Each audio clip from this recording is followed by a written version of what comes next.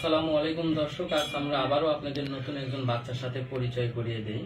বাচ্চার নাম আব্দুল্লাহ। দেখি আমরা আব্দুল্লাহর মায়ের মুখ থেকে শুনে আসি আব্দুল্লাহর কি কি সমস্যা ছিল আর এখন ট্রিটমেন্ট নেওয়া পরে আব্দুল্লাহর কতটুকু উন্নতি হয়েছে। আসসালামু আলাইকুম। জি, আপনি কোথায় থেকে এসেছেন? ফরিদপুর থেকে। আচ্ছা, আপনার বাচ্চার সমস্যা কি কি ছিল যদি একটু বলতেন। হ্যাঁ, আমার বাচ্চার সমস্যা ছিল ঘাড় সোজা রাখতে পারতো না। জি। বসতে পারতো না। মিড কন্ট্রোল ঠিক ছিল না। হ্যাঁ। তো আলহামদুলিল্লাহ এখন সবটাই ঠিক। আপনার বাচ্চা কি দাঁড়াইতে পারে? না, আগে পারতো না, তবে এখন পারে। অল সাপোর্টে পারে। হ্যাঁ, অল সাপোর্ট। দর্শক, আপনারা বাচ্চার মায়ের মুখ থেকে শুনে আসলেন, এই বাচ্চা আগে বসতে পারতো না, ঘাড় সোজা রাখতে পারতো না, দাঁড়াইতে পারতো না।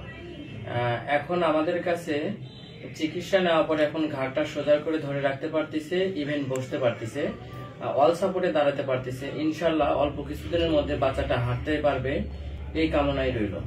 এই জন্য সাথেই থাকুন আপনারা নেক্সট ভিডিও দেখতে। আল্লাহ হাফেজ।